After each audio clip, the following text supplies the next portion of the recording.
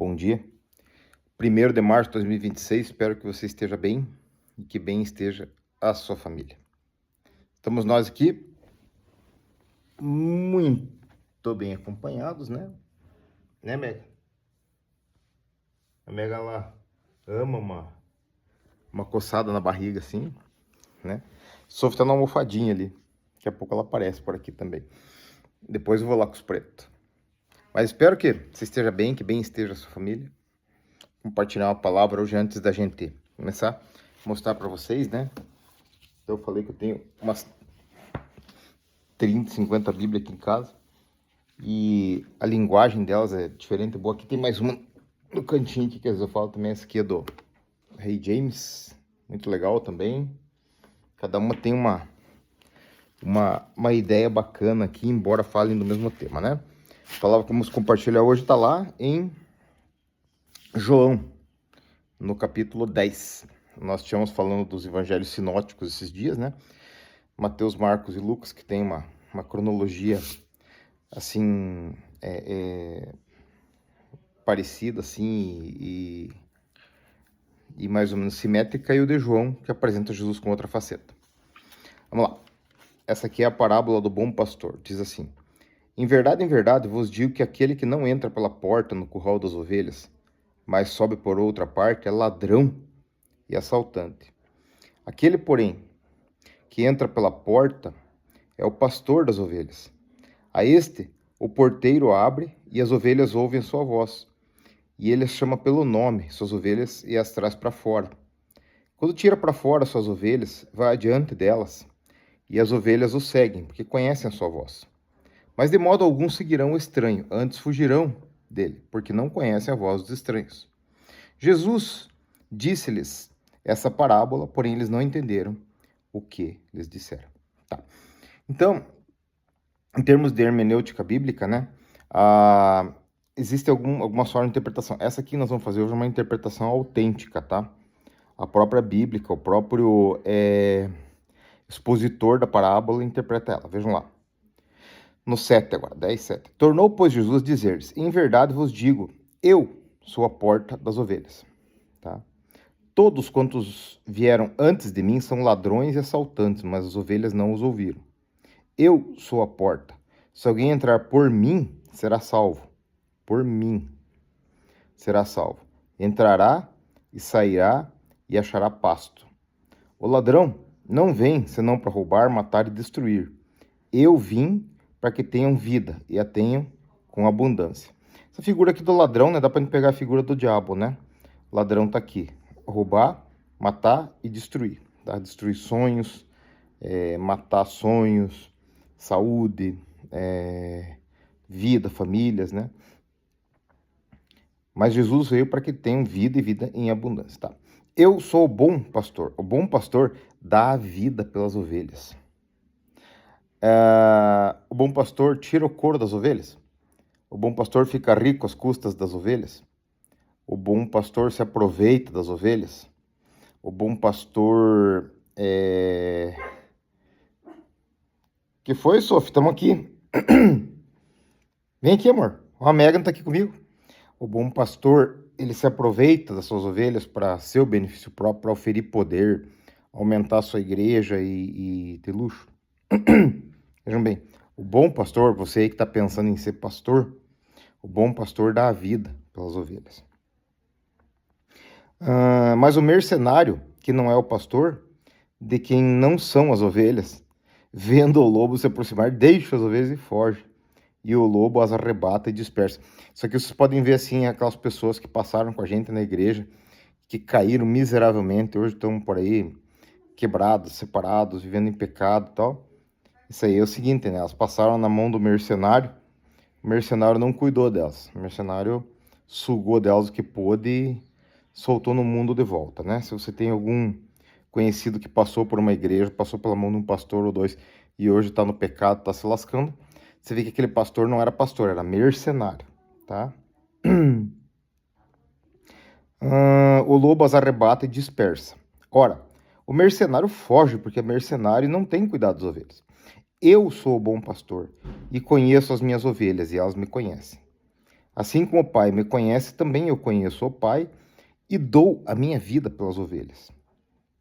Ainda tem outras ovelhas que não são desse aprisco, esses são nós, gente, tá? Que ele estava falando lá no meio dos judeus, né? Ainda tem outras ovelhas que não são desse aprisco. Também me convém agregar estas. Glória a Deus. Elas ouvirão a minha voz e haverá um só rebanho e um só pastor. Se você está ouvindo essa ministração hoje, ela está fazendo algum sentido para você, porque você está ouvindo a voz dele, tá? Haverá um só rebanho e um só pastor. Por isso o Pai me ama, porque eu dou a minha vida para retomá-la. Ninguém a tira de mim, mas eu de mim mesmo a dou. Tenho poder para dá-la e poder para retomá-la. Este mandamento eu recebi do meu Pai. Bom, não precisa dizer que logo na sequência ali, né, teve divisão entre os judeus ali e falaram, ó, tem demônio e tal, palavra do endemoniado e tal, não sei o que, não sei o que, não sei o que. Então, já deu bizu, né? E nem hoje dá. Bom, por que eu falei da Bíblia Dake para vocês aqui? Só por um exemplo, né? Ó, ela tem o texto ali e aqui embaixo é estudos e notas e coisa. Então, convém investir em material de estudo, sabe? Para você entender Essa minha aqui tá bem surradinha, ó. É velhinha essa Bíbliazinha, mas eu tenho várias aqui para os estudos. Convém investir em material para você poder entender essas coisas, né? Porque você estudando assim, você vai ver o porquê que as coisas foram ditas daquele jeito e naquela época para aquele povo, né? Por exemplo, que nem eu falei para vocês esses dias, tem gente que não gosta que fale isso, mas o Elias possivelmente foi uma espécie de uma nave, um meio de transporte que pegou ele lá, né, que arrebatou ele. E como é que foi descrito? Uma carruagem de fogo levou Elias, né? Aí vocês pegam João, que viu a Nova Jerusalém, que descia do céu adornada como uma noiva, né? Que tinha portas de pérolas, ruas de ouro e tal. A visão dele era de uma espécie de uma nave, ou de uma cidade, alguma coisa assim que descia do céu, né? Hoje vocês já conseguem compreender mais isso. E o pessoal da época lá, aquela circunstância era outra, né? Então eles faziam uma comunicação do que eles recebiam com a cultura e com os negócios que eles tinham na época, né? Então, bom, mas a figura do pastor e das ovelhas é bem clara, né? Então Jesus, ele sendo Deus, ele não teve como usurpação ser igual a Deus, né? Mas antes ele se desvestiu da deidade, se fez como homem e sofreu morte de cruz, humilhante para quê? Para que você e eu pudéssemos encontrar salvação. Veja, aí você pode imaginar muitas coisas que podem fazer sentido, né?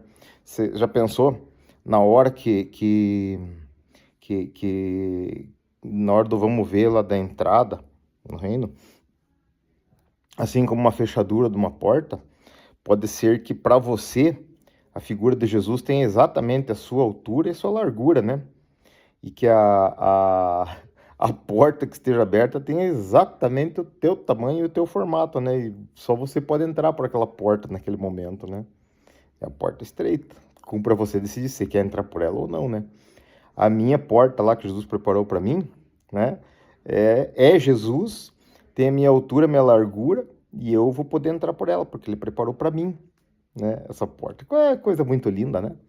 É a porta das ovelhas, diz, eu sou a porta, né? Então, isso é muito legal. Porque aí quando você ouve essa palavra aqui, que é a palavra de Jesus, isso queima no teu coração, queima no meu. E você diz, putz, que legal. Por quê? Porque lá dentro de você tem uma centelha do Espírito que, apesar de todas as vozes do mundo, de tudo que você vive, come e sente com os teus sentidos, ela lembra, né, da onde que você veio. O Espírito tá ali dentro, ele lembra, né? Gente, eu tenho que ver mostrar isso aqui para vocês, olha. Olha a pose da minha Yorkinha. Hein, Mega? Nem comigo, não. No estudinho aqui e caprichando a coisa, né? Então é isso, gente. Jesus é a porta. Quando você aceita ele, ele é o único caminho, é o único mediador, é a única forma de você ser salvo, né? Então, Você pode continuar com a tua fé, com as tuas práticas aí, desde que não contrariem a palavra de Deus. Mas clame para Jesus, porque é Ele que é a porta, tá? Ele disse, eu sou o caminho, a verdade e a vida, ninguém vê ao Pai senão por mim. Então, que essa palavra queime no teu coração, né? Nós estamos aqui em casa hoje, tá mais quieta a casa, como eu contei para vocês, o Nando já tá lá em São Paulo, né? Vai tocar o barco dele lá. Nós estamos aqui com essas coisas, daqui a pouco, depois do almoço, eu vou lá pro Jordão cuidar dos pretos. E a minha Yorquinha aqui curtindo um agrado, a outra Yorquinha lá na almofada lá, também curtindo um descanso merecido, né? Trabalharam bastante. E estamos aí. Que essa palavra possa abençoar a tua vida, a tua casa, e que você tenha um excelente domingo, e que tudo que enche o teu coração seja a presença do bom pastor.